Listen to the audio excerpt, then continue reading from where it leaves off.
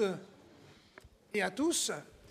Donc, vous êtes au sein de l'atelier 3 pour un accès égalitaire des étudiants au savoir. Donc, je m'appelle Christophe Pévard, je suis maître de conférence en histoire de l'Antiquité grecque à l'université Bordeaux-Montaigne. Je suis aussi accessoirement militant syndical. Je vais donc modérer cette table ronde dans laquelle vont participer 3 intervenants et intervenantes. Donc je vais d'abord passer la parole à Olivier Tonneau, puis à Elisa Révillon et enfin à Hugo Kermadec-Harari, successivement, pour des interventions relativement brèves si on se fie au standard universitaire, donc 10 à 15 minutes, de manière à ce que la salle puisse ensuite intervenir et discuter, dialoguer, débattre avec les intervenants et les intervenantes. Et pour ne pas exagérer de mon droit de parole, je vais tout de suite passer la parole aux intervenants et aux intervenantes, donc d'abord à Olivier Tonneau, et je demanderai à chacun et chacune d'entre eux d'essayer de, tenir le temps et de se présenter selon les éléments qui leur paraissent les plus pertinents pour saisir les raisons de leur présence ici. Donc Olivier, c'est à toi. Merci. Alors bonjour à tous, et c'est une journée décidément passionnante à laquelle je suis très heureux de participer. Mon intervention va sans doute être un peu en porte-à-faux vis-à-vis de l'intitulé de l'atelier. On m'a demandé de parler de la dette étudiante au Royaume-Uni, et j'imagine, étant donné le sujet de l'atelier, que la présupposition était que l'accès aux études était diminué par le fait que les étudiants étaient écrasés par la dette. En fait, ce n'est pas tout à fait vrai, parce qu'au Royaume-Uni, la dette étudiante est un désastre pour l'État plutôt que pour les étudiants. Et même si elle a des conséquences réelles pour les étudiants, et notamment des conséquences indirectes que je vais essayer de vous exposer.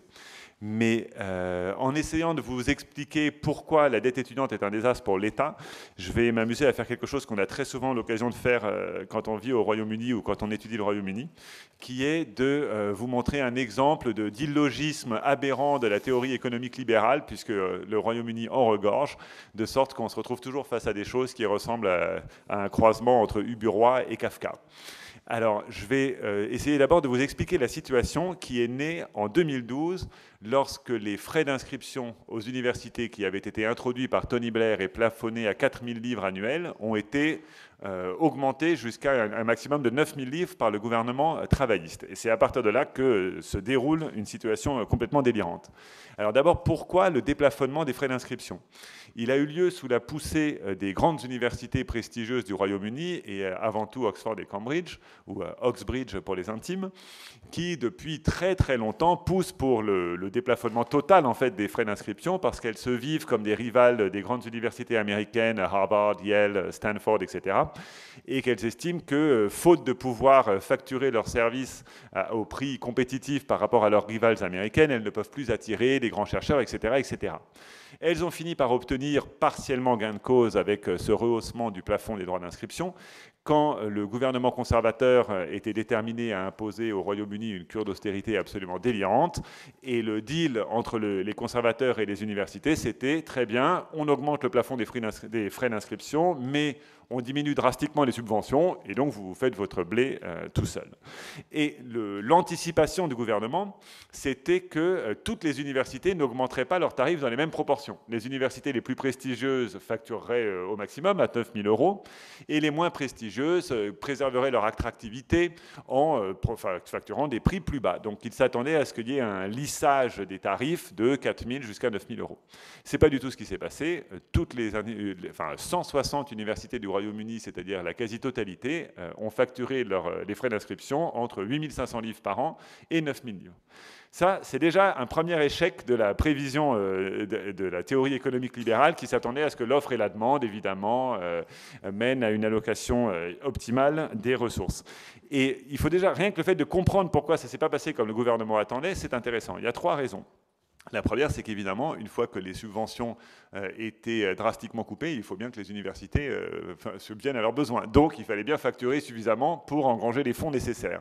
Là, on a la présupposition chez les libéraux qu'on peut toujours tailler dans les coûts. C'est-à-dire que s'il faut attirer les étudiants en ne facturant que 5000 livres par an, eh ben, on fonctionnera avec l'argent ainsi récolté parce qu'on peut toujours diminuer les coûts, ce qui, évidemment, n'est pas vrai.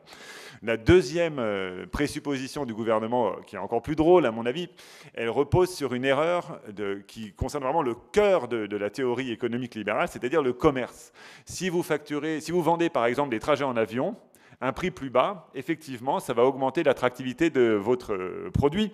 Mais si vous vendez un bien comme un diplôme dont la valeur est largement de prestige dans la perception de la personne qui le reçoit, évidemment, le prix du diplôme est lui-même un élément du prestige du diplôme. Donc aucune université n'avait envie de se ravaler au rang de fac discount en disant on brade les diplômes à 4000 livres. Donc toutes les universités ont voulu maintenir leur standing en facturant des prix très hauts. Enfin, la troisième raison pour laquelle l'échelonnement des tarifs n'a pas eu lieu, c'est peut-être vraiment la plus belle parce qu'elle est intrinsèque à la théorie de l'homo economicus sur laquelle toutes les études économiques libérales se fondent. Autrement dit, si pour que les prix plus bas soient attractifs, il aurait fallu que les clients, entre guillemets, mais c'est comme ça évidemment qu'on raisonne là-bas, soient ceux qui assument le coût.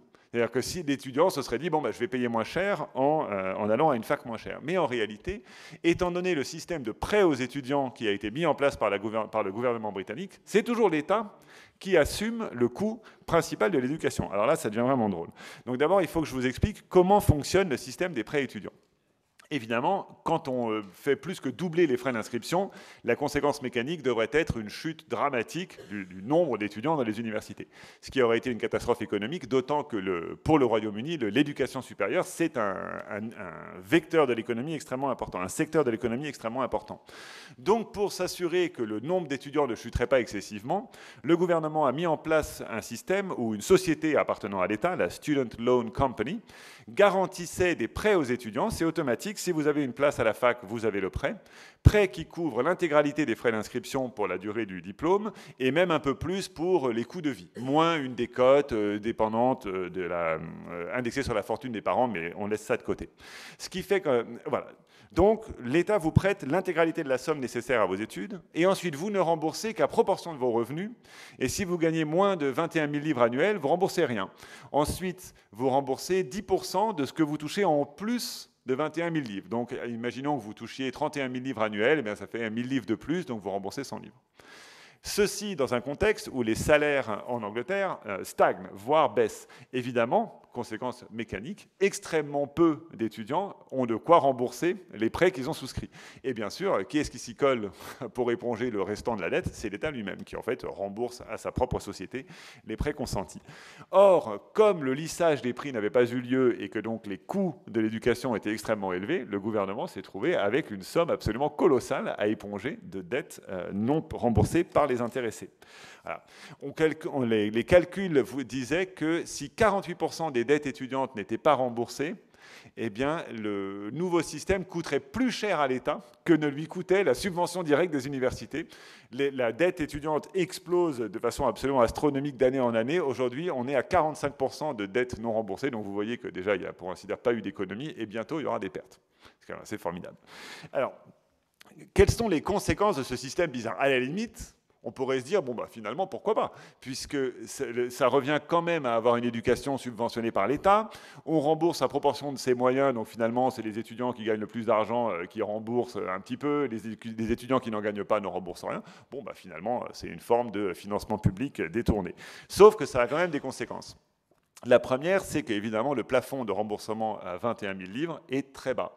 Le salaire moyen au Royaume-Uni, c'est 26 000 livres. Je ne vous parle pas du salaire médian, je n'ai pas retrouvé le chiffre. Mais je peux vous dire qu'avec 26 000 livres au Royaume-Uni, la vie n'est pas facile.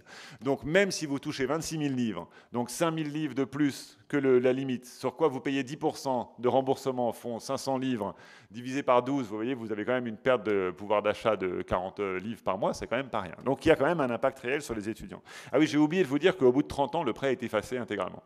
Bon, un détail. Donc il y a quand même un vrai poids sur les étudiants, même s'il n'est pas aussi dramatique qu'on pourrait l'imaginer. Mais il y a d'autres conséquences qui sont plus perverses. La première, c'est que l'État, ayant compris la situation catastrophique dans laquelle il s'était mis, essaye maintenant de parer au plus pressé. Et ce qu'ils ont fait, ils commencent à revendre les prêts étudiants à des sociétés de recouvrement de dettes, en fait. Pour l'instant, ils le font pour les prêts étudiants qui ont été souscrits avant 2012, mais c'est en préparation pour les prêts étudiants qui ont été souscrits donc, sous le nouveau système après 2012, avec des décotes absolument faramineuses. Donc les prêts étudiants, on a vendu pour 3,7 milliards de livres de prêts étudiants souscrits avant 2008 pour la somme de 1,7 milliard de livres à des sociétés de recouvrement de dettes qui disent bah, « très bien, j'arriverai à me faire rembourser plus que ça ». Alors ça, c'est fabuleux puisque soit l'État a vendu trop bas, et c'est pour ça que c'est intéressant pour les sociétés, et du coup, bah, l'État n'aurait pas dû vendre. Soit il a vendu à un prix qui l'avantageait lui, mais du coup, ces sociétés vont perdre de l'argent. Sauf qu'évidemment, ces sociétés n'ont pas l'habitude de perdre de l'argent.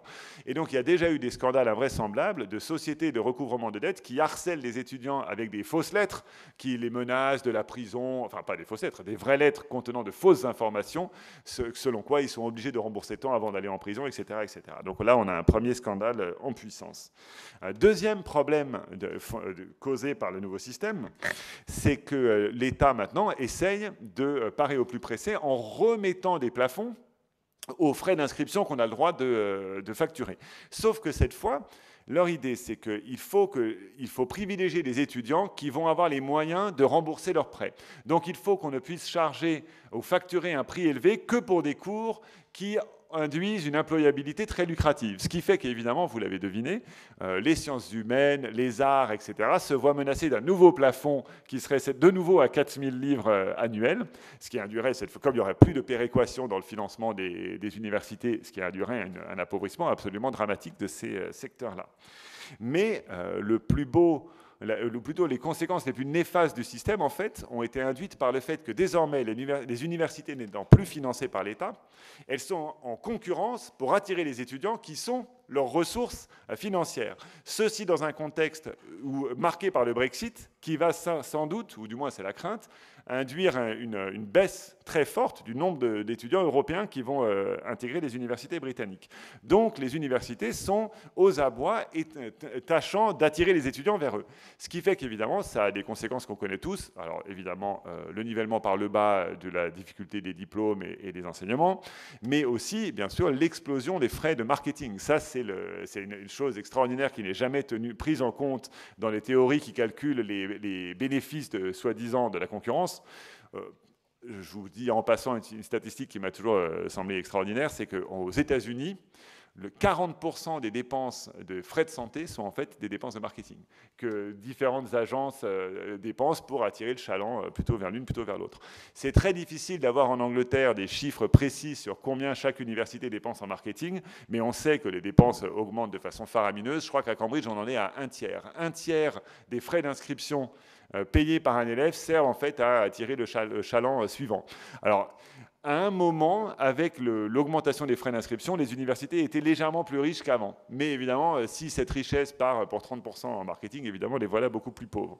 Après, il y a d'autres indicateurs. Bon, les universités donc, sont assez réticentes à donner trop d'informations sur ça, mais dans la très prestigieuse école d'art, la St. Martin's School à Londres, pour la première fois, il y a plus de personnel dédié au marketing qu'à l'enseignement de l'art.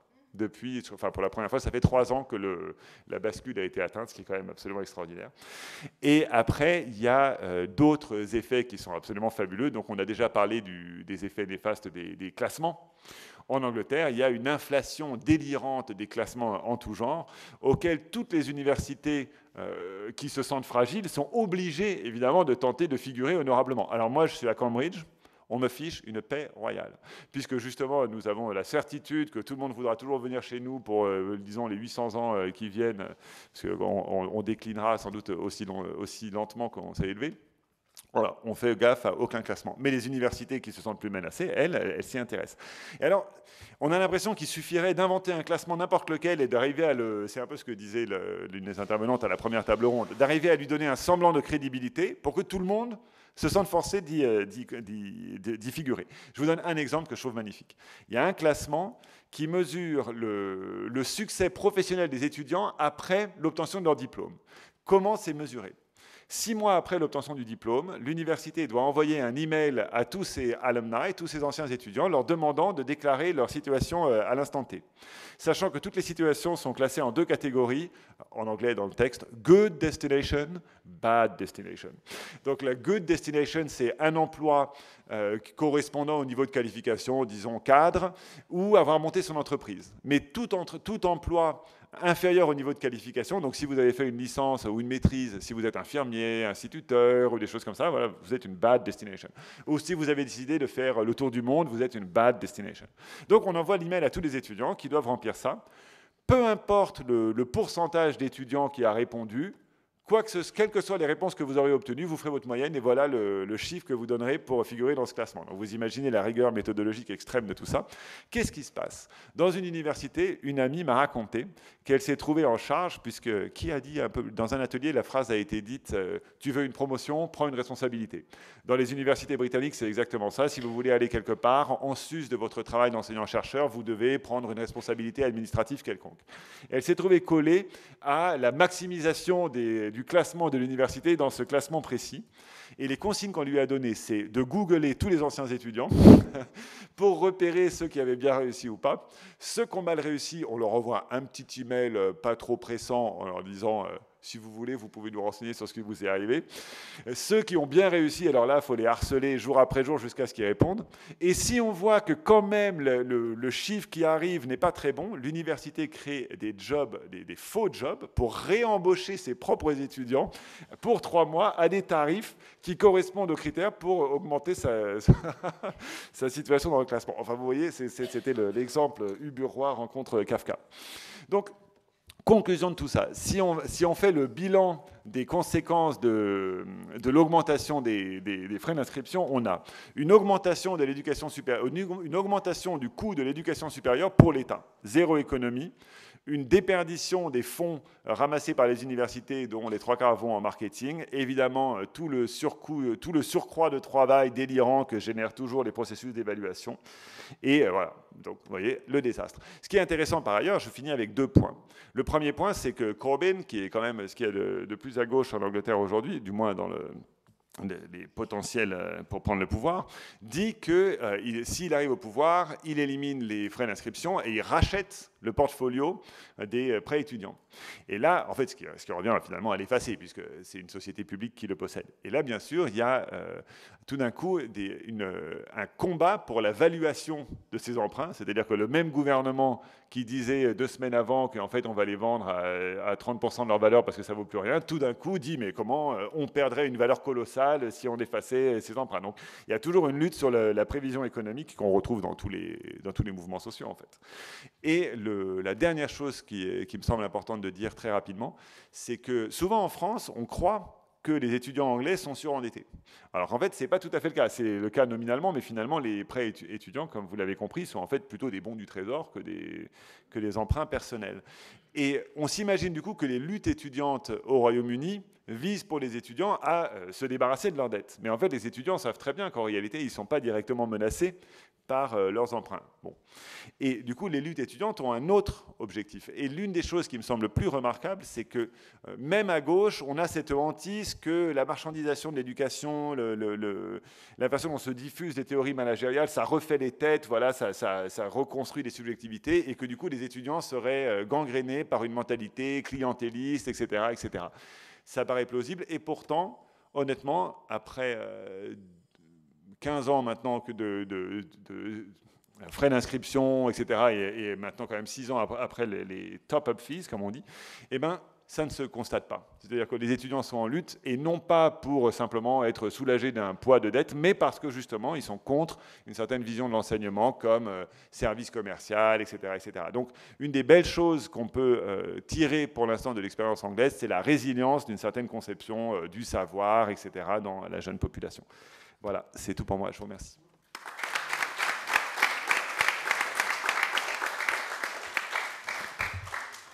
Merci. Merci beaucoup, Olivier, pour cette leçon d'économie, en quelque sorte, et qui démontre, je crois, que l'économie est d'abord une science sociale, puisque dès qu'on calcule, finalement, on a l'impression qu'on retrouve cette citation que j'adore de Lacan, hein, le réel, c'est quand on se cogne. Hein, donc on a l'impression que là, en permanence, on cogne contre le réel et on s'obstine par idéologie, alors que si on considérait que l'économie était une science sociale, on appliquerait, par exemple, l'idée que c'est un problème d'économie de la singularité, que celui du prix du diplôme, et on arriverait à des manières de penser cette réalité bien différentes et qui éviterait justement les erreurs liées au prisme ou au paradigme de l'homo economicus.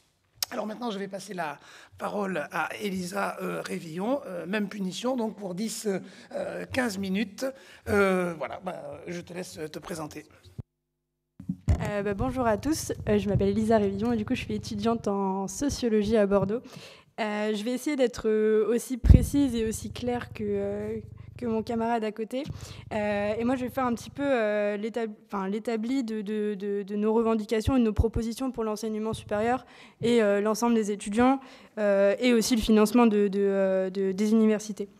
Alors premièrement, moi je vais commencer par une chose, je viens de dire que j'étais étudiante en sociologie et je pense que la sociologie est très importante. Pourquoi ? Tout simplement, quand je suis arrivée en première année de sociologie, j'ai appris des choses qui pour moi me paraissent pas tout simplement réservé aux étudiants de sociologie, mais bien à tous les étudiants et à tous les jeunes de France. En fait, apprendre qu'il existe des classes sociales dans notre pays et dans le monde entier, apprendre que oui, il y a des dominants et des dominés dans un pays, apprendre qu'un capital culturel, ça existe, apprendre que la reproduction sociale, c'est un fléau, ça ne devrait pas être réservé qu'à 300 personnes dans un amphi, mais bien à l'ensemble de tous les lycéens et tous les étudiants qui arrivent à l'université.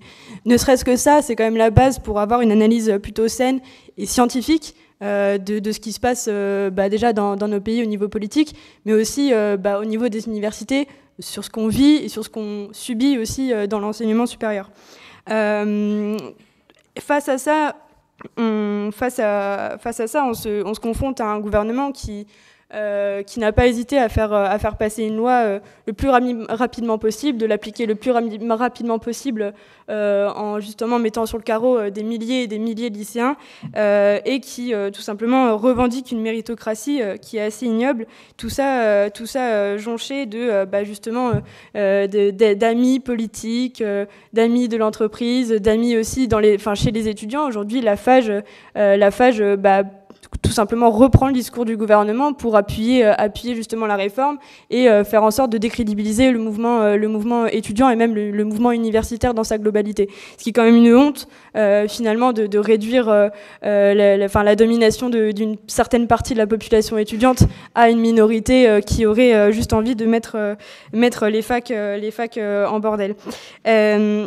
Pour continuer et aller un petit peu plus sur les revendications et sur les propositions, sur le financement de l'enseignement supérieur en France, avec les lois LRU et Fioraso de manière suivante, on arrive à ce qu'on appelle l'autonomie des universités, qui a été tant et tant criée par un cher Nicolas Sarkozy, et qui malheureusement introduit le financement privé directement dans nos universités sous forme d'appel à projet, ce qui fait en sorte de faire rentrer directement les entreprises dans nos universités. Aujourd'hui, il faut savoir que la démocratie universitaire, c'est quoi ? C'est plus d'élus de personnalités extérieures, donc du monde dans l'entreprise, que d'élus étudiants. C'est-à-dire que les usagers d'un service public, ils ne sont pas les décideurs majoritaires dans les conseils. C'est quand même assez hallucinant. Donc ce qu'on voudrait aussi proposer, c'est avoir une réelle démocratie entre les usagers, les personnes qui travaillent au sein des établissements, que ce soit les professeurs ou les personnels administratifs, de l'entretien, tout ça, et pouvoir avoir des financements pérennes qui puissent justement accueillir l'ensemble des étudiants qui font une demande dans l'enseignement supérieur, en leur permettant d'avoir des conditions d'études qui soient dignes, c'est-à-dire une place pour étudier, c'est-à-dire dans un amphi et pas être assis dans les escaliers, ne pas être 70 en TD aussi, ce serait sympathique, et aussi avoir un meilleur accompagnement pédagogique. Pourquoi un meilleur accompagnement pédagogique ? Aujourd'hui, le gouvernement a brandi la loi ORE et la loi Vidal en disant qu'il y avait jusqu'à 60% d'échecs à l'université en licence, ce qui est quand même déjà ce qui est faux, mais concrètement qui ne repose pas le fond du problème de cet échec-là. Aujourd'hui, on a un mouvement, des étudiants qui sont très différent. On a des étudiants qui n'ont pas de problème, qui n'ont pas à se salarier. En revanche, on voit une énorme précarité, et ne pas comprendre cette précarité directement dans les salles de cours et dans les amphis, c'est-à-dire faire de la neutralité entre les étudiants, c'est pas possible. On ne peut pas faire en sorte d'avoir une éducation et un enseignement qui soit juste quand on ne permet pas à chacun et chacune de pouvoir suivre ses études selon les contraintes qu'il a à côté. Ensuite, c'était sur le financement aussi. On peut parler, au-delà du financement de l'enseignement supérieur pour les universités elles-mêmes, il y a aussi le problème du financement privé qui commence à s'inclure pour des services à l'étudiant. Là, je vais parler du logement et de la restauration. Normalement, ces services-là, ils sont censés être assurés par l'État, donc via le CRUS et le CNUS, c'est-à-dire avoir des restaurants universitaires directement sur nos campus, même sur les petits sites, ou même là où il y a des BTS ou des DUT. Donc c'est censé être accessible à tout le monde. Déjà, ce n'est pas le cas. En plus de ça, les budgets du CRUS sont en train de descendre de plus en plus, et finalement on se retrouve à avoir des financements privés pour construire des logements à côté des universités, bien sûr à des loyers non modérés, et à la restauration non plus pas encadrée au niveau des prix. Donc ce qui fait aussi des discriminations sociales, des discriminations économiques entre les étudiants et même au sein des personnels de l'université. Et tout simplement, ce qu'on demande, c'est qu'il y a un réel investissement dans le réseau des œuvres afin de permettre à chacun et chacune de pouvoir avoir un logement à prix modéré, d'avoir de la restauration de qualité dans son établissement, et tout simplement ne pas être à la botte des entreprises, encore une fois. Pour continuer, je vais un peu parler de la précarité étudiante. On a beaucoup parlé aujourd'hui de l'enseignement, des financements, de la recherche également. Mais je pense que c'est important de repartir sur le racket organisé qui est fait envers les jeunes. Déjà tout simplement à l'arrivée à l'université, on voit aujourd'hui qu'il n'y a qu'un étudiant sur 3, voire sur 4 qui peut se prétendre à avoir une bourse étudiante. Le reste est obligé de choisir entre le salariat ou dépendre tout simplement de ses parents. À partir de 18 ans, ce n'est pas vrai qu'on est autonome, et c'est pas vrai qu'on arrive à se débrouiller tout seul, puisque tout simplement l'État ne permet pas d'avoir une réelle protection sociale pour les jeunes, c'est-à-dire de quoi pouvoir aller faire des études, et je vais un peu reprendre la phrase qu'a dit une intervenante tout à l'heure, et avoir la possibilité de lire un livre qui n'est pas forcément un livre qui est dédié à nos études. Aujourd'hui, il y a beaucoup d'étudiants qui, tout simplement, par leur extrême précarité, n'ont pas accès à la culture, n'ont pas accès à la santé, n'ont pas accès non plus à un logement qui soit digne de ce nom. Et certains, on a vu des situations extrêmes dans certaines villes, telles que Bordeaux, exemple, avec la gentrification, qui met les étudiants précaires dans des situations mais déplorables.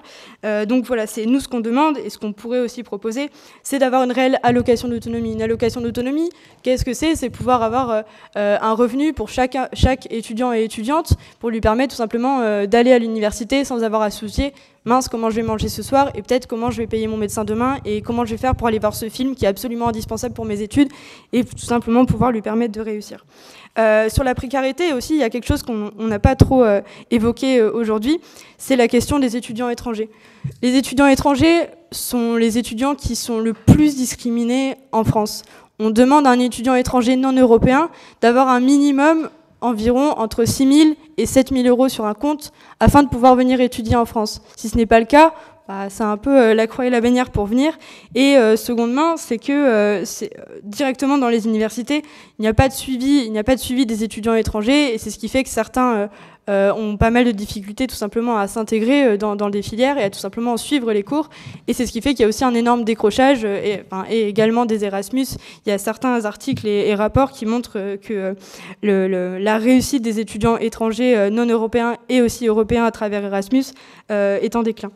Je vais faire un petit point aussi sur les fusions d'universités. Il est important qu'on affirme le fait qu'il faut arrêter les fusions d'universités. Fusion d'université veut dire quoi aussi ? Ça veut dire fusion des budgets, donc baisse des budgets, mutualisation de certains services, qui fait que certains étudiants sont obligés de se déplacer partout dans leur ville pour aller chercher un service qui est normalement censé être sur leur fac. C'est aussi des services à la santé qui ne sont pas pérennes et qui ne permettent pas tout simplement d'aider les étudiants. Donc on arrive à tout ça assez rapidement. Et sur la question de la fusion, en comparaison, on peut aussi parler d'un enseignement à double vitesse, du coup, qui met en concurrence directement les étudiants à travers la question des fusions, et aussi les établissements. Aujourd'hui, je vais prendre l'exemple de Bordeaux, vu que c'est celui que je connais le plus. Il y a 3 facs qui ont fusionné il y a 4 à 6 ans, je me souviens plus, et une fac de sciences humaines, du coup, qui se retrouve un petit peu isolée autour de tout ça. On appelle un petit peu le village gaulois résistant. Clairement, c'est un petit peu ça, mais qui, du coup, gère ses finances à côté, et face au mastodonte qui est l'université de Bordeaux en face, qui est concrètement favorisé par un budget, bien sûr en coupant dans les filières de sciences humaines, sans oublier ça, bien sûr, c'est un petit peu la logique. Donc voilà, c'est pouvoir justement affirmer le fait que les fusions d'universités, si c'est pour justement améliorer les classements des universités françaises dans un classement de Shanghai qui finalement, comme on parlait des critères tout à l'heure de certaines études, les critères du classement de Shanghai, mais c'est incroyable, on dirait une comédie. Même, on ne calcule même pas la valeur, ce qu'ils appellent la valeur de l'université sur sa réussite, mais bien sur des critères qui n'ont rien à voir avec les étudiants. Donc c'est quand même assez incroyable. Je vais finir sur la question de l'enseignement, de l'échec et des difficultés étudiantes au sein des universités. On fait face à une espèce de trac des étudiants qui ne seraient pas assidus ou qui ne réussiraient pas, sans prendre en compte les éventuelles difficultés ou embûches sur le chemin. Quand le gouvernement parle aujourd'hui de quasiment 60% d'échecs en licence, c'est ne pas prendre en compte les mauvaises réorientations déjà qu'il y a eu à travers déjà l'ancienne plateforme APB et la nouvelle plateforme à Parcoursup qui a déjà lieu, les orientations forcées, le salariat étudiant aussi qui est quand même vecteur d'échecs assez massif, et également les réorientations qui ne sont pas prises en compte dans ces 60%. Alors, il y a un moment où il faudrait peut-être donner ces chiffres et dire que, en fait, ce n'est pas en contraignant les étudiants à faire des filières qu'ils n'ont pas envie de faire qu'on arrivera à faire en sorte d'améliorer justement ce taux d'abandon et ce taux d'échec.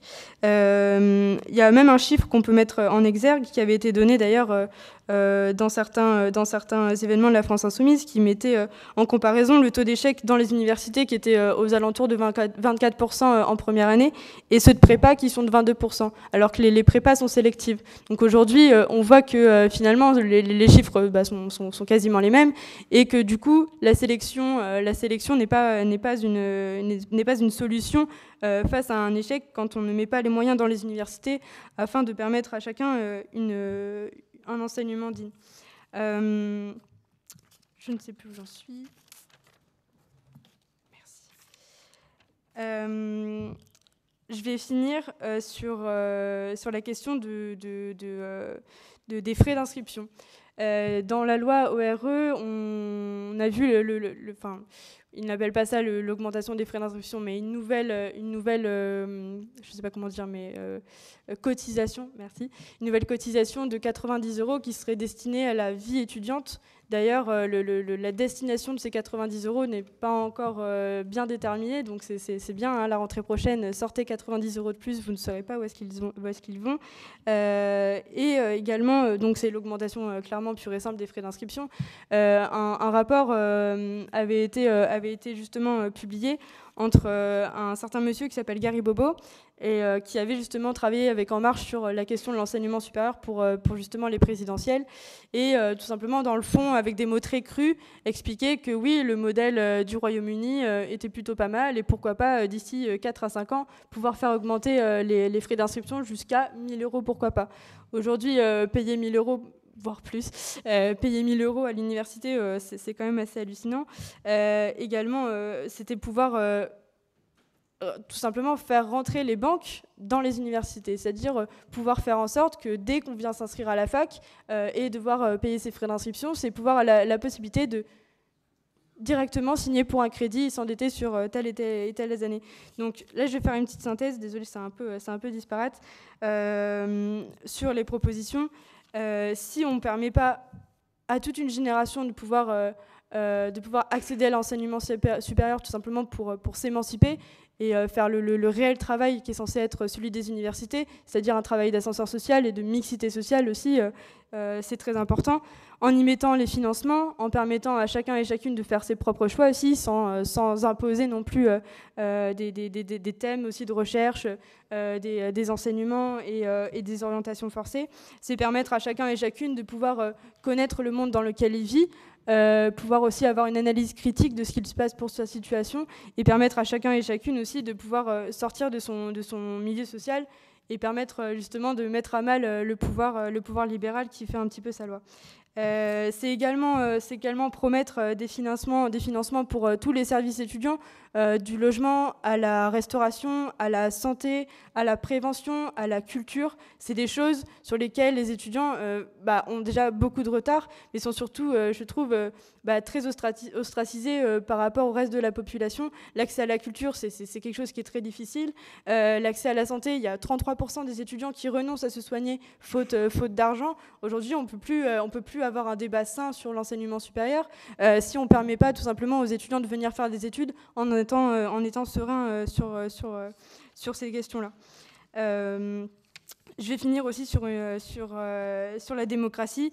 C'est pouvoir avoir une réelle démocratie étudiante et universitaire au sein de toutes les universités et tous les établissements de l'enseignement supérieur, mais aussi national. C'est-à-dire qu'aujourd'hui, on ne peut plus continuer à travers un CNESER et une CPU qui concrètement prend des décisions seule et applique ensuite dans les universités sans prendre en compte les revendications possiblement des professeurs, des personnels, mais aussi des étudiants. Donc c'est pouvoir vraiment créer un réel débat et une université qui puisse justement être modelée par tous et toutes, afin qu'on puisse justement créer une université qui ne soit pas à la botte des logiques néolibérales. Merci.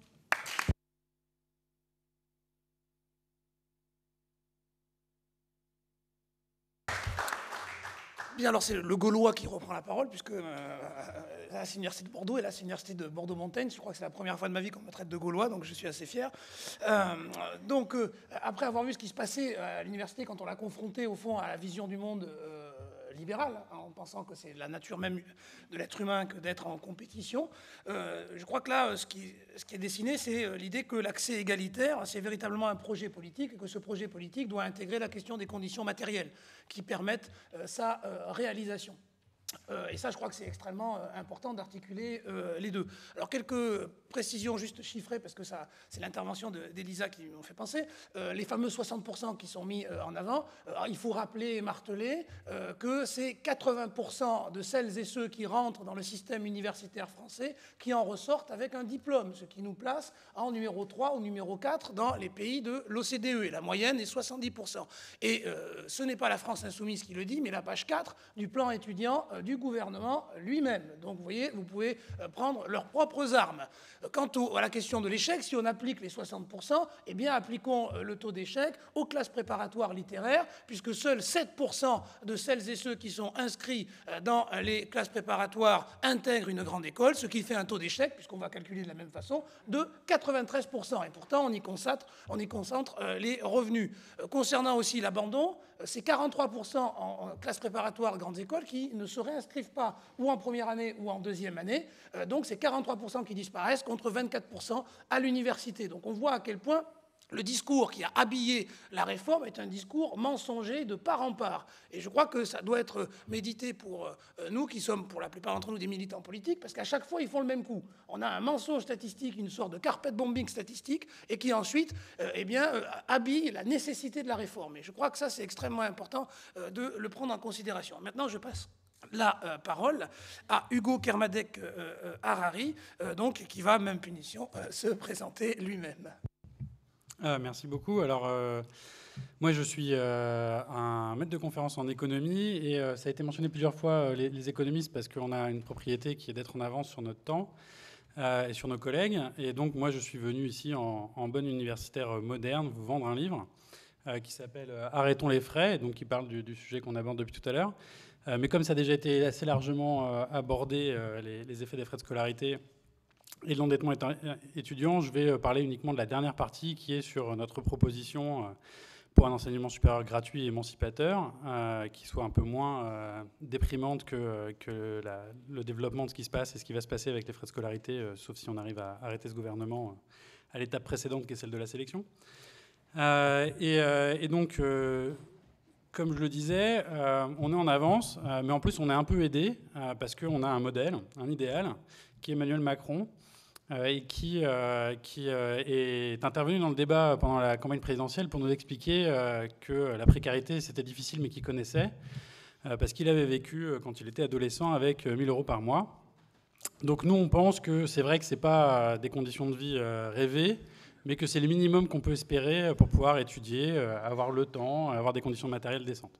Donc ce qu'on propose pour commencer, c'est de fixer une allocation d'autonomie à 1 000 € par mois pour tous les étudiants. Un peu moins, en fait, s'ils sont logés par leurs parents ou par la famille, en partant du principe que la principale dépense des étudiants, qui est de l'ordre de 400 € par mois, c'est en moyenne en France, c'est le logement.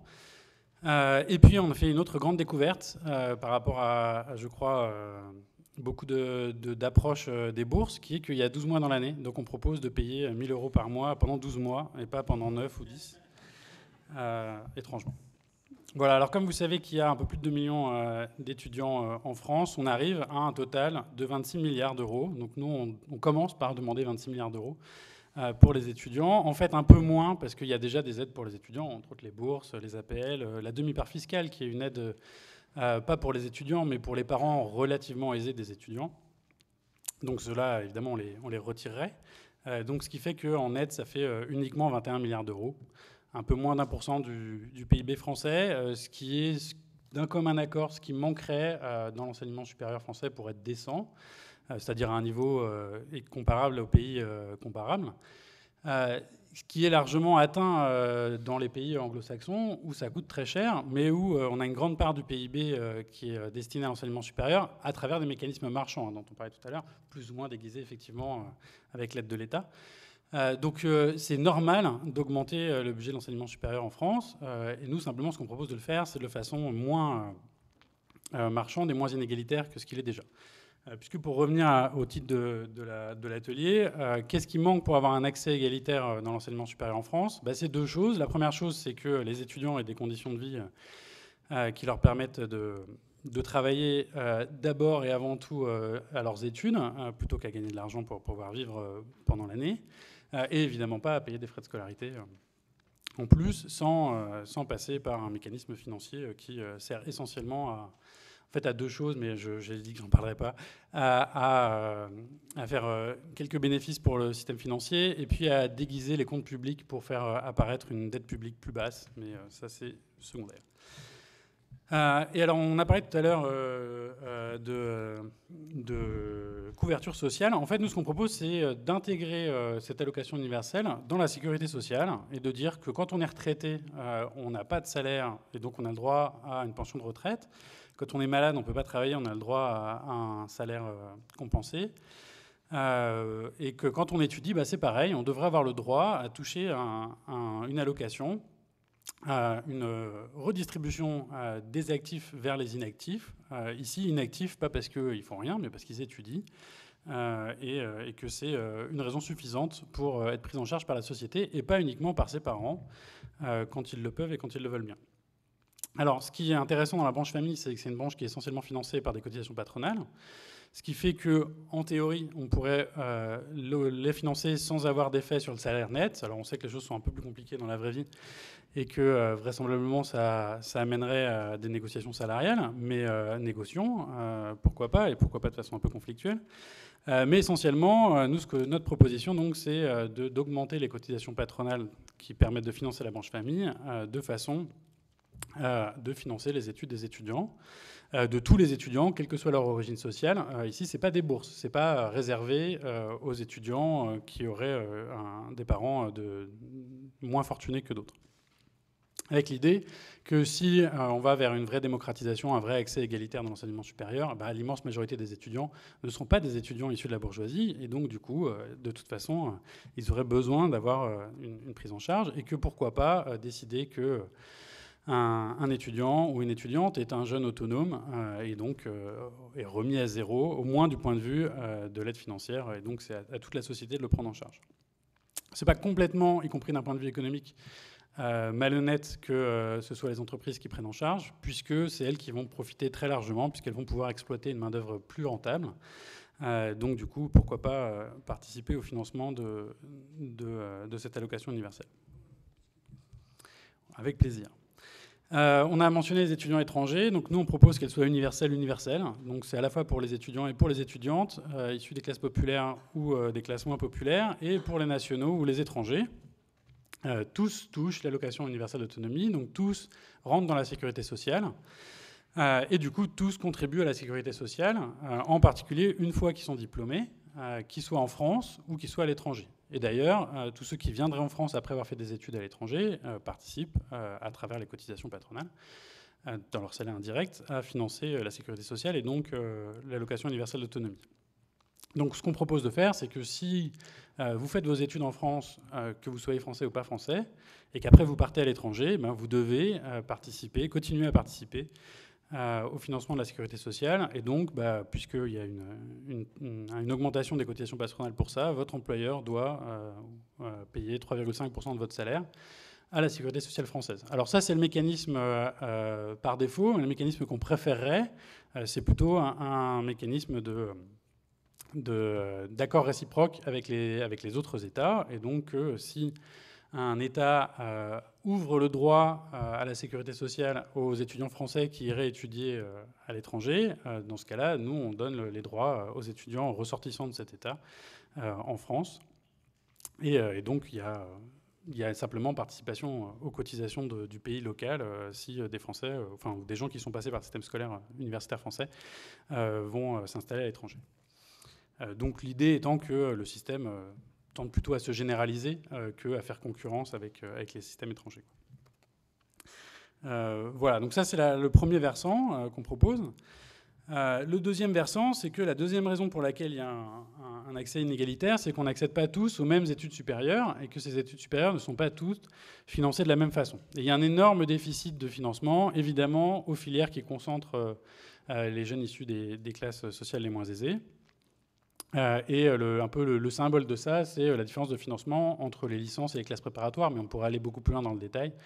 Dans les licences de médecine, par exemple, par rapport aux licences d'AES ou de disciplines plus scolaires comme les mathématiques, la physique, la littérature, etc. Et puis, on pourrait aussi aller plus loin dans la structuration de l'enseignement supérieur, si on veut intégrer les BTS, les IUT, etc. Évidemment, puisqu'il y a une hiérarchie qui se traduit aussi en hiérarchie des salaires des enseignants, et donc ça coûte très cher de payer un prof en prépa qui se trouve avoir relativement peu d'élèves et beaucoup d'heures de cours par rapport à un maître de conférence ou à un précaire de l'université qui va avoir un amphi ou un TD très bondé, et donc ça fait beaucoup moins cher par étudiant.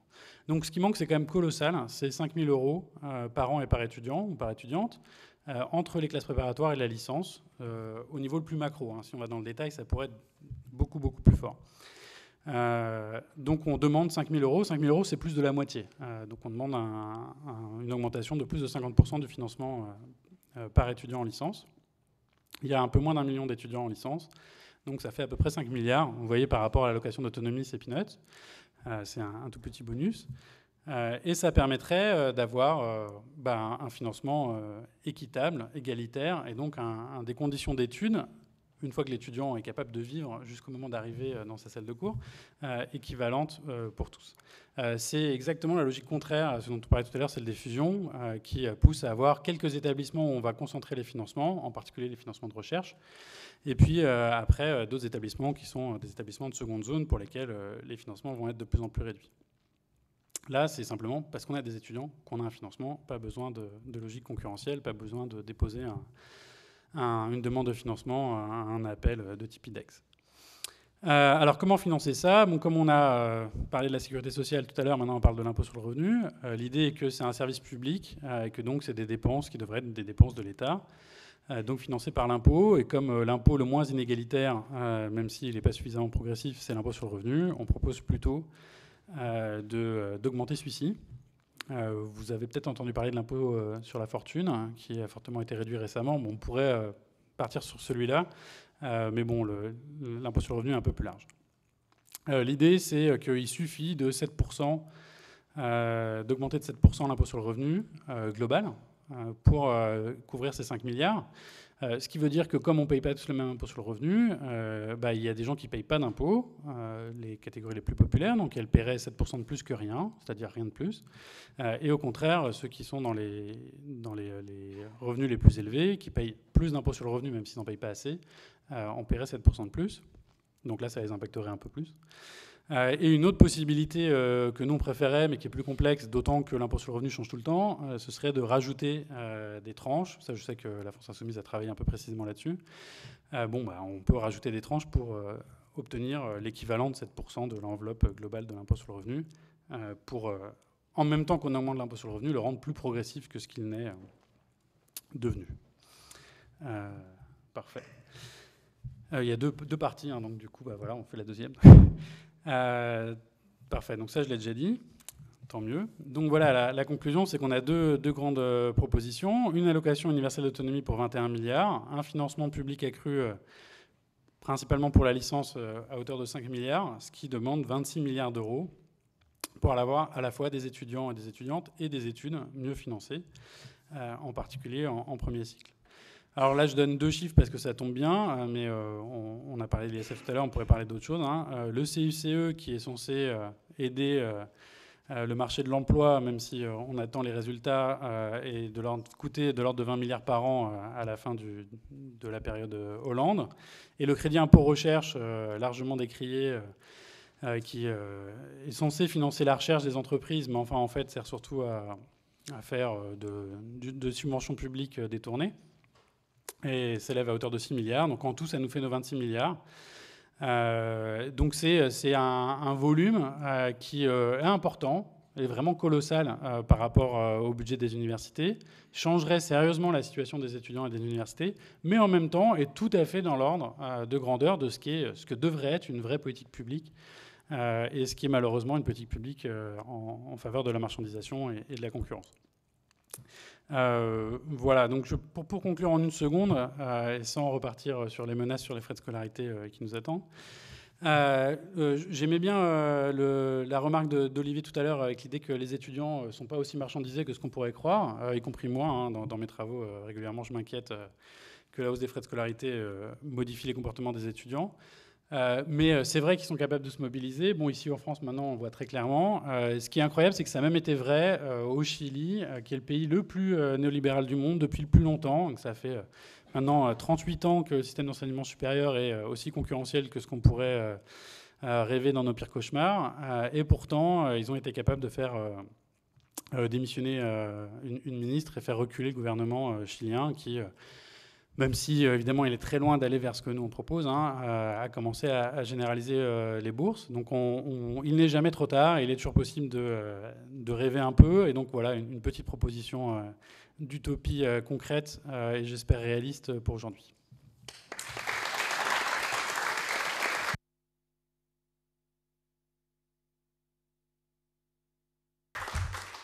Merci beaucoup. Alors, c'est une utopie concrète puisqu'elle fait écho au rapport de la Cour des comptes, même s'il faut faire attention, il faut regarder le contenu des articles qui en parlent dans la presse et pas le titre. Puisque le titre, c'est la Cour des comptes presse le gouvernement de réduire les dépenses publiques, sauf que quand on regarde le contenu de l'article ou le rapport de la Cour des comptes parle aussi des dépenses fiscales. Et c'est exactement ce qui est mentionné ici, puisque CICE et CIR sont avant tout des dépenses fiscales. Bon, ce qui veut dire qu'on ne peut pas nécessairement penser qu'on récupérerait exactement 6 milliards, puisque techniquement, le CIR ne coûte pas 6 milliards, mais représente une dépense fiscale. C'est-à-dire l'État se prive de 6 milliards de recettes, mais ne verse pas 6 milliards aux entreprises. C'est un peu moins, mais peu importe. En tout cas, je crois que c'est important, et ça fait la suite, et je crois que la table ronde, finalement, c'est bien auto-organisé, puisque après les conditions matérielles, maintenant, comme le disaient les militants donc, il y a quelques années, maintenant, on doit apprendre à compter. C'est-à-dire on doit contester les chiffres et expliquer et démontrer à nos adversaires que nous aussi, nous avons nos chiffres, ce qu'a réussi à faire la France Insoumise en 5 heures dans une émission désormais culte au moment de la campagne présidentielle. Alors, je passe tout de suite la parole à celles et ceux qui veulent la prendre. Alors, je propose propose qu'il y ait 4 intervenants et intervenantes. De manière autoritaire, j'essaierai de faire respecter un peu de parité, parce que je sais que par définition, les garçons ont toujours, disons, une sorte d'appétence particulière pour lever la main et prendre la parole, voire se jeter sur le micro. Voilà, donc on en prend 4, après on redonne la parole, et on va jusqu'à 18h. Madame, au fond. Allez-y, madame, au fond.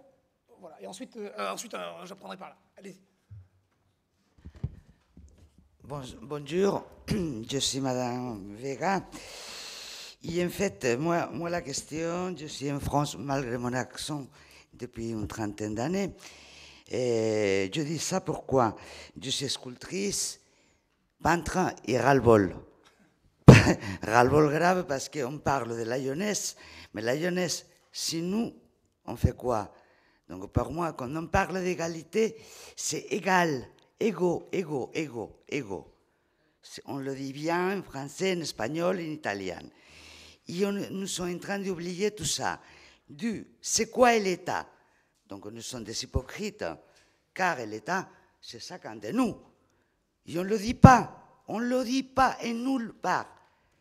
Après, c'est les interventions et les intérêts gouvernementaux. Ça, c'est une autre affaire. Et 3, la culture. La culture, elle est où en tout ça? Quand on parle de culture, on parle de quelle culture? Moi, je considère que nous sommes en train d'oublier là, avec une S, culture, avec une S. Chose très importante pour toute personne qu'elle est en train d'étudier au travail même. Et on l'oublie, on le laisse de côté. Nous sommes en train, on parle de la précarité. De quelle précarité? C'est pas évident. Vivre avec 81,94 € par mois. Et être SDF. Et nous sommes des SDF parce qu'on ne sert à rien en passant un certain âge, peu importe le métier. Je pense qu'il faut qu'on réfléchisse à ça. Merci beaucoup. Alors, il y avait d'abord monsieur au fond, voilà, et ensuite madame là, et ensuite vous. Voilà. Oui, merci Pascal, je suis un adhérent de la France Insoumise. J'avais 2 remarques très rapides de forme et peut-être une remarque question pour Hugo. Les 2 remarques de forme, alors je remercie les intervenants pour toutes leurs interventions qui étaient très intéressantes et je partage le fond complètement. Juste la première, je l'ai entendu aussi en atelier ce matin, il est dit il n'y a qu'un étudiant sur 5 au jour d'aujourd'hui qui bénéficie d'une bourse. Moi je suis le fils d'une femme de ménage de province, j'ai été boursier. J'ai pas l'impression d'avoir été un privilégié. Enfin, je venais de. Enfin bon, bref, j'ai passé ma vie dans le RER. J'étais dans une cité universitaire pourrie, très très loin. Donc, quand on entend ça, on a un peu l'impression qu'on est. Je pense que tout le monde a compris ce que je voulais dire. Et donc ça, c'était mon premier point. Et le second point, c'était sur la question du taux d'échec. Le fait de mettre en avant. Alors, dans un premier temps, ça paraît très séduisant, effectivement, de mettre sur un même plan les classes préparatoires et l'université. Sauf que, sauf erreur de ma part, si vous échouez au grand concours normal sup, etc., et que vous avez fait une classe préparatoire, vous avez une équivalence en fac. Donc il faut faire attention peut-être à ne pas se faire opposer des arguments contraires. Ma question pour Hugo, c'est sur la question du financement. Il y a un vivier qui n'est pas exploité. Alors je n'ai pas lu son ouvrage ou l'ouvrage collectif, mais qu'il a pratiquement mentionné implicitement dans sa présentation, qui est la question du stock de capital, et notamment les successions qui sont extrêmement peu taxé en France. C'est d'ailleurs très étonnant, c'est une forme de syndrome de Stockholm, puisqu'il y a une personne sur 2 qui n'héritera jamais de rien pendant toute son existence, et pourtant vous avez 90% des Français qui trouvent que c'est parfaitement normal de recevoir des millions juste parce qu'on s'est donné le mal de naître. C'était pour savoir si, le cas échéant, cette option avait été envisagée pour financer votre dispositif de revenu universel étudiant, comme je l'ai compris, et le cas échéant, si vous l'avez fait, pourquoi vous l'avez écarté. Merci. Madame ?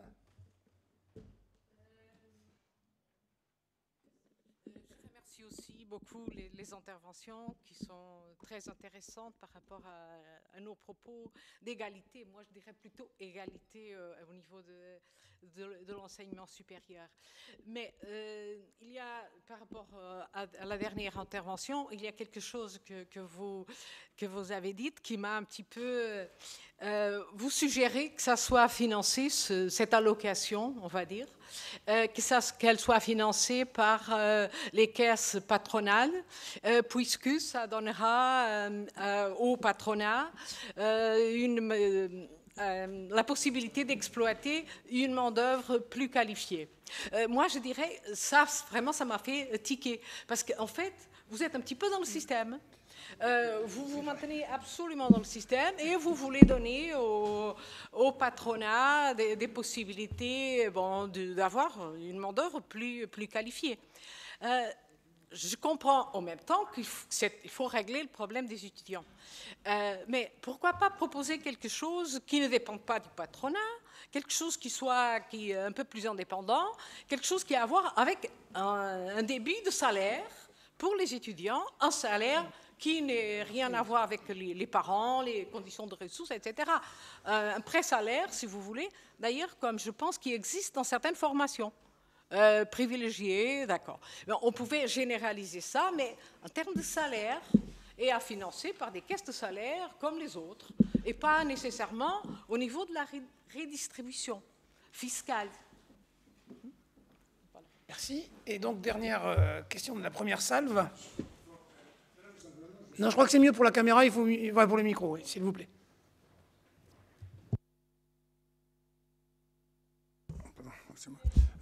Bonsoir. C'est simplement, je suis d'accord, entièrement d'accord sur le principe qu'il faille réduire les inégalités. Mais depuis 82-81, nous achoppons toujours, si vous voulez, sur les mêmes clivages.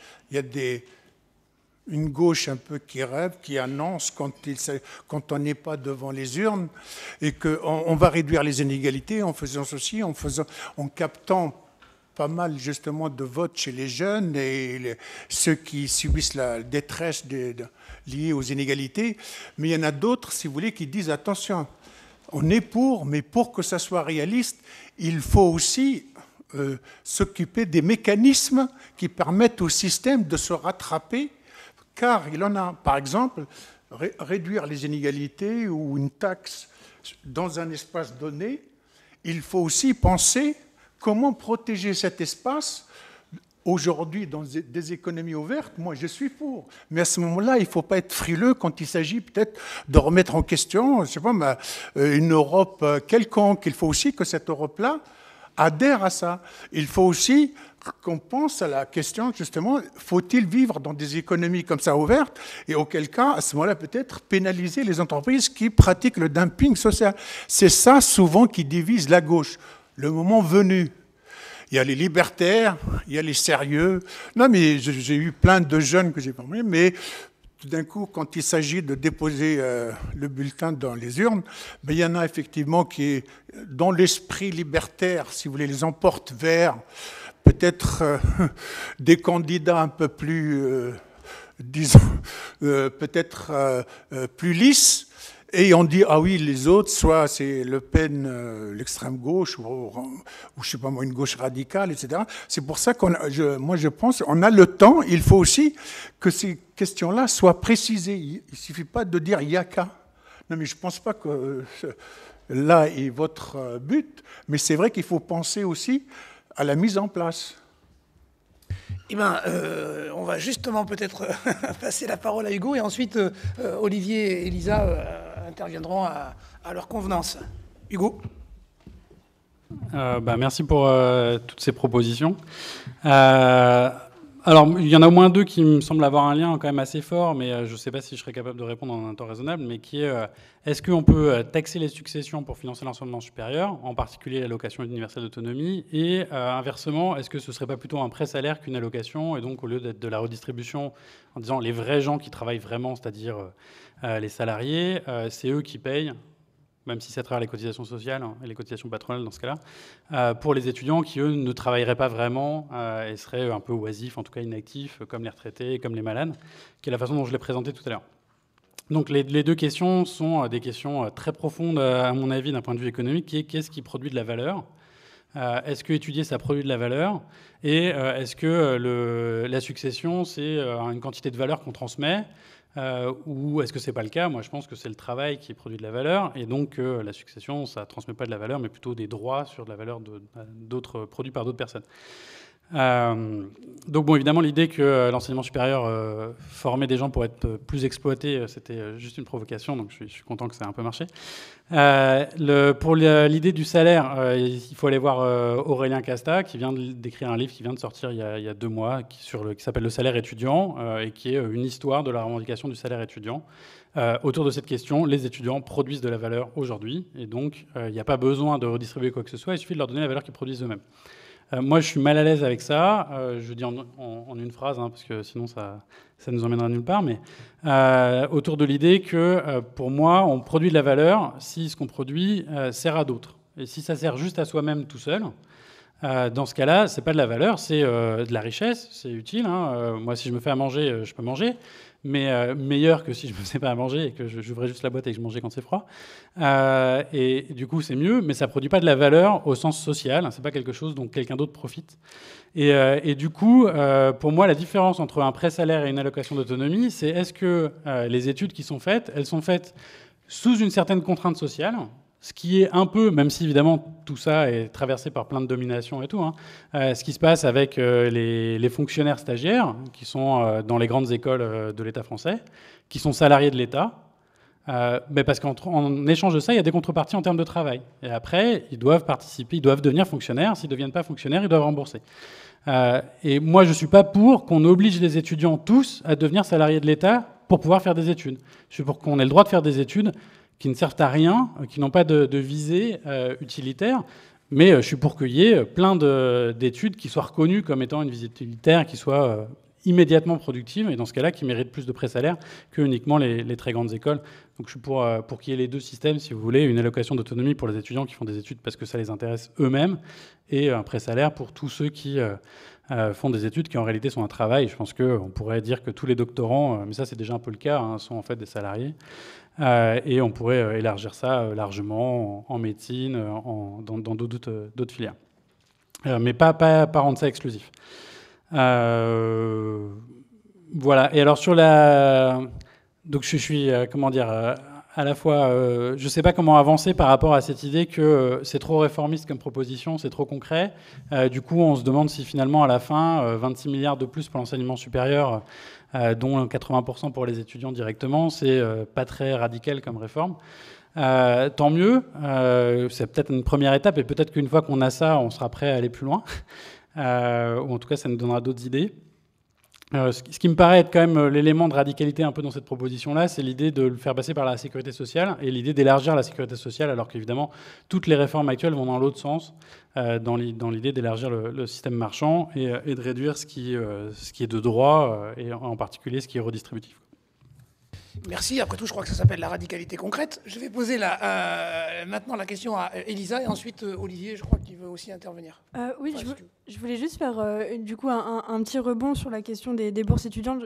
J'avoue ne pas avoir détaillé l'entièreté du sujet, mais pour préciser un petit peu, effectivement, il n'y a qu'un étudiant sur 3 ou 4 qui arrive à décrocher une bourse. C'est l'an dernier, ou il y a 2 ans, c'était à 28% d'étudiants qui étaient boursiers. Là, on est aux alentours de 35 à 37%, donc ça reste quand même déjà une minorité.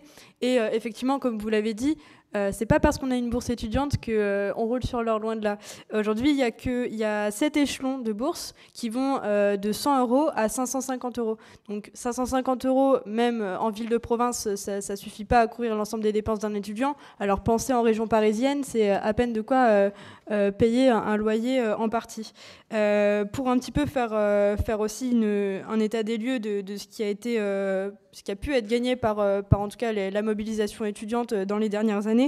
En 2013, les étudiants sont largement mobilisés et ont réussi à décrocher au gouvernement la création de 2 échelons. Donc l'échelon 0 bis qui tout simplement permet le remboursement des frais d'inscription aux étudiants, et l'échelon 7 du coup, qui permet du coup aux étudiants les plus précaires d'avoir jusqu'à 550 € par mois, ce qui est quand même assez important pour déjà l'étudiant et en plus sa famille. Deuxième chose, a été gagné le 10e mois de bourse. Avant, il n'y avait que 9 mois de bourse, donc les bourses commençaient à être versées qu'à partir du mois d'octobre. Donc en septembre, quand on a un appart à payer, toutes ces dépenses-là, il faut se débrouiller. Donc c'est le moment où on a réussi à avoir 10 mois de bourse, malheureusement pas 12. Donc vive le salariat en été. Et dernière chose, une petite précision, c'est que certaines universités, déjà toutes, mais certaines le pratiquent plus que d'autres, font un suivi de l'assiduité des étudiants boursiers au sein des cours de l'université. Donc c'est-à-dire qu'il y a une espèce de fichage de qui vient en cours ou pas, et si on a le malheur de rater nos études, on a le malheur aussi de devoir rembourser l'ensemble de notre bourse étudiante si on a raté nos études. Donc voilà, c'est aussi un espèce de petit piège qu'on ne dit pas assez souvent, mais les étudiants qui rateraient, pas forcément par envie, sont aussi obligés de rembourser l'ensemble de l'aide sociale qui leur a été accordée pendant l'année. Olivier, peut-être Non, mais ça va, il n'y a pas eu de questions pour moi. Donc, Alors, est-ce qu'il y a encore une ou deux questions? Alors, je vous demande d'être court, parce que là, l'heure tourne, et si on veut être à peu près... Alors, madame, monsieur là. Oui, alors l'idée, je ne veux pas parler de l'allocation, l'idée des frais d'inscription, de les garder gratuits. En France, il y a un répertoire national des certifications professionnelles qui existe et qui donc valide des diplômes et n'en valide pas d'autres. Par exemple, tous les bachelors ne sont pas validés ni reconnus par l'éducation nationale. Voilà, pas encore. Et donc, il y a aussi l'idée de la cotisation des entreprises qui n'est pas si bête que ça, puisqu'il existe le fonds de formation qui gère quand même un budget de 32 milliards par an pour une partie des salariés qui veulent se reformer, pour la taxe d'apprentissage, pour une partie, le parent pauvre pour les chômeurs. Donc tout ça, ce sont des acteurs qui sont sur le marché de l'emploi. Bon, les étudiants sont amenés à aller sur le marché de l'emploi. Donc pourquoi ne pas intégrer dans ce fonds de formation de 32 milliards par an, de l'augmenter un petit peu, de manière à ce que les frais d'inscription restent gratuits pour toutes les formations qui sont reconnues par l'éducation nationale. Et s'il y a, par exemple, pour les salariés, ça paye leur formation, mais ça paye aussi leur mois de salaire. Ils ne sont pas en entreprise. Donc les frais de formation sont payés, mais aussi leur salaire. Donc pourquoi ne pas prendre en charge le coût des études des étudiants, ainsi qu'une partie d'une allocation mensuelle. Donc c'est pas bête, parce que ce sont des acteurs qui vont être sur le marché de l'emploi.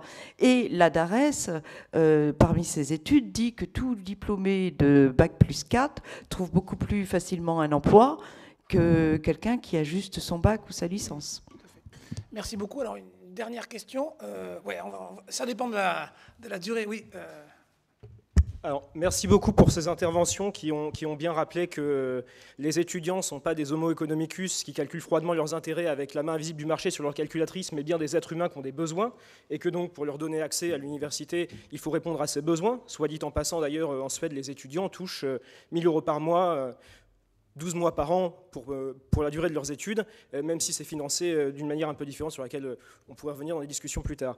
Mais je voudrais dire que si j'ai beaucoup entendu de choses pour essayer de remettre à plat l'accès égal des étudiants à l'université, j'ai peu entendu, et je vais être un petit peu provocateur, j'ai peu entendu sur l'accès au savoir. Et je vais reprendre l'exemple de la Suède, où les étudiants ont bien sûr tous accès à l'université, puisqu'ils reçoivent 1 000 € par mois, mais en revanche, ils ont très peu d'accès au savoir, puisque les enseignants-chercheurs, qui sont évalués sur leur recherche, se contentent d'un service minimum de transmission de aussi peu de contenu qu'ils le peuvent, de manière à minimiser le temps qu'ils y passent, et certainement pas de savoir. Donc, qu'est-ce que vous pourriez nous dire sur le volet savoir ?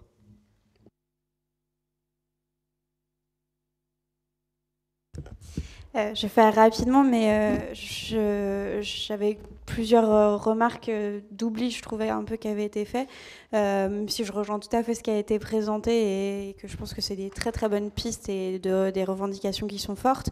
Il y a une chose aussi qu'on a complètement laissé côté, c'est le financement des écoles privées. Enfin, j'en ai déjà parlé tout à l'heure, mais c'est quand même énormément d'argent qui part dans les instituts catholiques, les écoles privées, les business schools, etc., qui est de l'argent de l'État.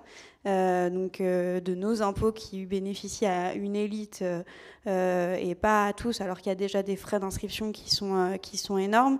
Et pour faire aussi le parallèle avec un peu l'actualité, comme je disais, il y a aussi une précarisation qui va être un peu encore plus forte avec Parcoursup, parce qu'il y a des jeunes qui vont être obligés d'aller dans l'enseignement privé et donc de payer des frais d'inscription qui sont énormes. Et la deuxième chose, effectivement, sur l'accès à l'égalité de l'accès au savoir et à la formation, il y a aussi une chose dont on a très peu parlé, c'est qu'il y a des déserts universitaires aujourd'hui en France, qu'il y a des jeunes qui sont obligés de faire des kilomètres et des kilomètres pour pouvoir avoir accès à une formation parce qu'il n'y en a pas à côté de chez eux, ou alors des formations qui sont très basées sur le bassin régional et les besoins entre guillemets économiques et pour le travail de la région, et donc qui créent des inégalités parce que quand on est un jeune dans l'Ariège par exemple, on doit faire plusieurs milliers de kilomètres j'exagère, mais centaines de kilomètres pour avoir accès à une formation, et seulement à certaines formations, et sinon il faut aller dans les grandes villes pour pouvoir avoir accès à par exemple toutes les formations artistiques qui pourtant crée de l'argent, parce qu'il y avait des rapports qui avaient été faits. Ce qui rapporte le plus d'argent aujourd'hui en France, c'est pas l'automobile, mais c'est la culture. Et pourtant, ces formations, elles sont très peu accessibles, et notamment pour ces jeunes qui vivent dans des régions qui sont très refermées sur elles-mêmes. Et dernière chose, et je finis par là, sur l'égalité aussi, il y a justement cette égalité à la culture, au savoir, etc. Ça a été un petit peu abordé. Tous les jeunes ne partent pas avec le même bagage culturel, ce qui fait aussi que ça crée de grosses inégalités. Et aujourd'hui, surtout en licence, c'est pas vrai qu'on arrive à pallier à ces inégalités. On fait des cours, des UE professionnels maintenant pour apprendre à faire des CV, etc. Mais il y a très peu de cours, par exemple, de culture générale qui sont mis en place à l'université. Et ça crée des énormes inégalités où un jeune qui va faire mathématiques, par exemple, il aura très certainement jamais accès à une culture générale artistique, historique, etc. Et inversement, il y a des grosses inégalités dans la société qui se créent comme ça. Merci. Donc, ce que je vous propose à chacun et chacune d'entre nous, c'est peut-être 1 minute, 1 minute 30, 2, histoire qu'on finisse vers 18h10, et pour permettre donc de ne pas trop... Alors, on aura déjà rattrapé les 2 tiers de notre retard. Donc, je ne sais pas qui c'est que vous commencez. Donc, 1:32 pour, voilà, réponse, conclusion. Olivier ? D'accord. Alors, très brièvement, donc, sur la question de l'égalité du rapport au savoir, je peux pas être très technique dans la réponse que je fais à cette question parce que je ne m'y connais pas assez, mais je peux dire, à partir de ma propre expérience, qu'au Royaume-Uni, souvent, les Français s'imaginent qu'au Royaume-Uni, le marché de l'emploi fonctionne mieux parce qu'on est moins focalisé sur le diplôme et qu'il y a plus de souplesse. Mais en fait, ça va avec justement un rapport au savoir, qui est que j'ai le sentiment que les étudiants anglais sont formés aux techniques de base de la bureaucratie, c'est-à-dire faire une note de synthèse et parler 5 minutes sur n'importe quoi. Pour vous donner un exemple, moi je suis en littérature, le format de l'examen final, c'est écrire 3 essais en 3 heures, ce qui est aberrant, il n'y a pas le temps de penser. Et pendant l'année, on étudie un nombre absolument colossal de textes, ce qui fait que moi, par exemple, j'ai passé 15 ans de ma vie à essayer de comprendre Diderot et je ne sais pas si j'y suis encore parvenu. Et là, il faut que je l'enseigne en 2 semaines. Donc, évidemment, rien n'est transmis. Du coup, les étudiants qui ont un véritable intérêt pour la chose intellectuelle, ils apprennent en fait à côté de l'espèce d'autoroute vers l'examen. Et bon, ça, c'est quelque chose qui relève de ma propre expérience, mais je crois qu'en histoire, c'est pareil et dans beaucoup de disciplines.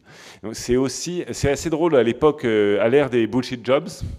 Et bien évidemment, enseigner pour l'employabilité, c'est apprendre à enseigner à faire du bullshit à partir de tout et n'importe quoi. Donc c'est très grave. Et à part ça, bon, pas de conclusion particulière, sinon que j'espère vivement que la situation décrite par Elisa sera résolue grâce à l'utopie d'Hugo. Voilà. Elisa, peut-être ?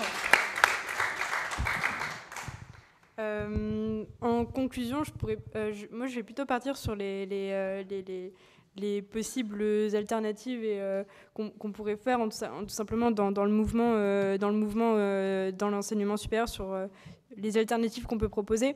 Aujourd'hui, enfin, en tout cas en 2018, on a eu un mouvement fort des étudiants, un mouvement aussi des lycéens, peut-être un petit peu plus faible, mais présent aussi, un mouvement de certains professeurs et de certains personnels administratifs qui a su montrer qu'on est une force de proposition déjà premièrement, mais qu'en plus de ça, il y a énormément de personnes qui sont encore sous le carcan du discours et sous le carcan de subir encore la politique libérale du gouvernement qui tout simplement ne permet pas à chacun et chacune déjà tout simplement d'accéder à l'enseignement supérieur et tout simplement de s'émanciper et de pouvoir faire les choix qu'il a envie. Donc moi ce que je voudrais tout simplement dire, c'est qu'on a vraiment besoin d'une réelle unité dans le mouvement social, mais dans tout le mouvement unitaire, dans le mouvement universitaire, c'est-à-dire entre les professeurs, entre les étudiants, entre les lycéens, entre les personnels administratifs, afin de pouvoir se serrer les mains, se serrer les coudes, afin de pouvoir être plus fort par la suite et avoir de réelles propositions et arrêter d'entendre des députés En Marche qui disent qu'on est juste une masse informe qui n'est pas capable de proposer quelque chose. Ne pas avoir honte également d'avoir des mots d'ordre clairs proposés aux étudiants de manifester pour une allocation d'autonomie. Je pense que c'est assez incroyable. Moi, quand on m'a expliqué ce que c'était l'allocation d'autonomie, je crois que j'avais des étoiles dans les yeux. Donc je pense que c'est quelque chose qu'il faut aussi redonner aux jeunes. Je pense que c'est des choses qu'on ne connaît pas assez et qu'il faut expliquer avec des mots clair, simple, en disant qu'on n'a pas honte à demander une protection sociale. Donc que ce soit ça ou même le financement de nos universités, il faut qu'on donne des mots d'ordre clairs à tout un mouvement universitaire afin de pouvoir se souder et être plus fort par la suite. Merci. Non, c'est bon ?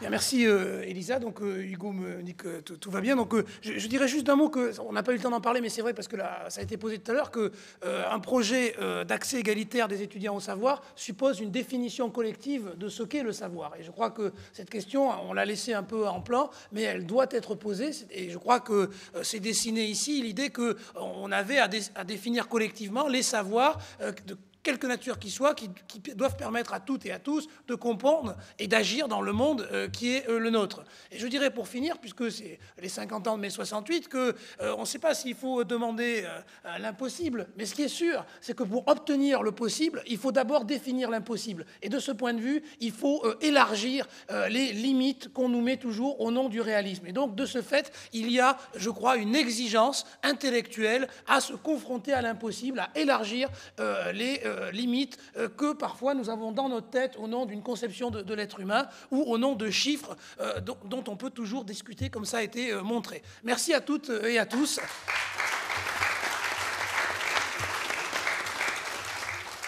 Et on va donc pouvoir passer bientôt, j'imagine.